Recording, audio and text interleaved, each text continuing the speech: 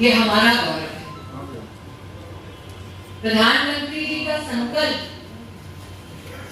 कि double engine की सरकार के माध्यम से बिहार के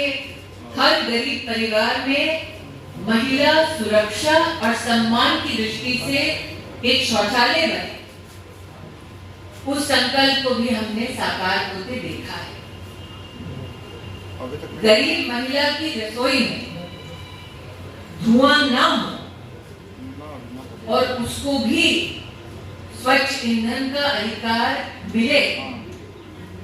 उसके अंतर्गत प्रधानमंत्री उज्ज्वला योजना के तहत बिहार में 1 करोड़ 16 लाख बहनों को स्वच्छ ईंधन प्राप्त हुआ। महिलाएं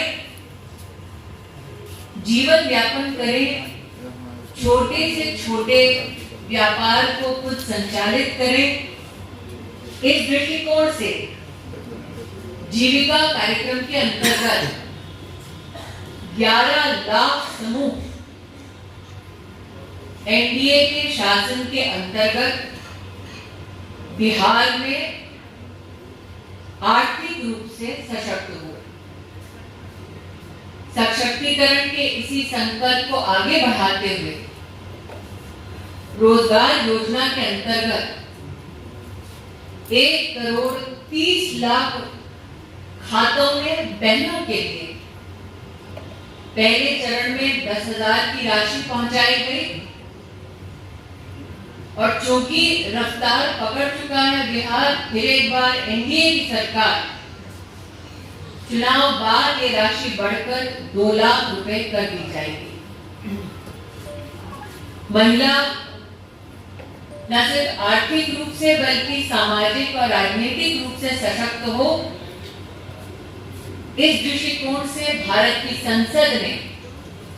प्रधानमंत्री मोदी के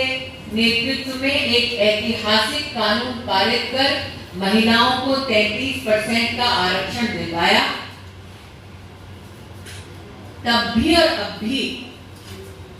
महिला विरोधी विपक्षी दलों ने पुरजोर महिला के सशक्तिकरण के इस अध्याय का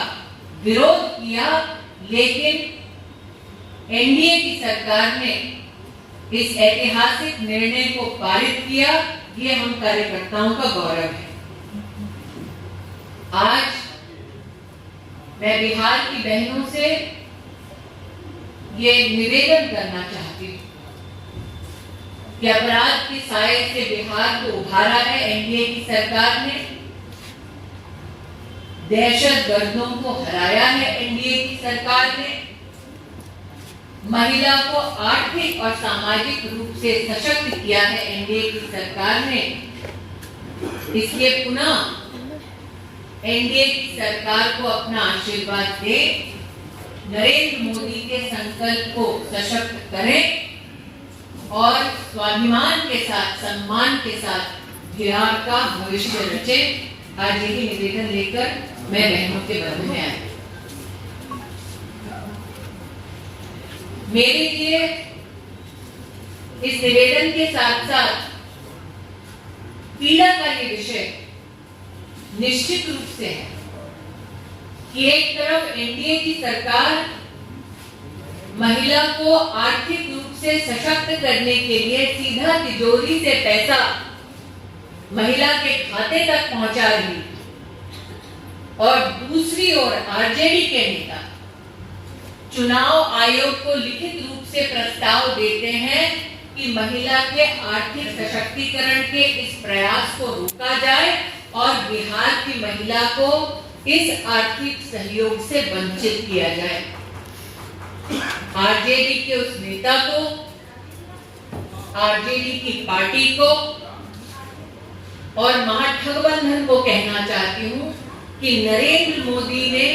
ये मुमकिन कर दिखाया है कि बिहार की स्वावलंबी स्वाभिमानी महिला जो आर्थिक सशक्तिकरण के इस पथ पर चल पड़ी है, वो न रुकेगी, न थमेगी, न महागठबंधन के सामने झुकेगी। मैं आरजेडी के इस प्रस्ताव का खंडन करती हूँ और बिहार की महिलाओं का साधुवाद करती हूँ, आभार करती हूँ कि वो डटी हैं अपने पद पर, जो उनको और उनके परिवार को एक प्रगतिशील बिहार की ओर ले जा रहा है।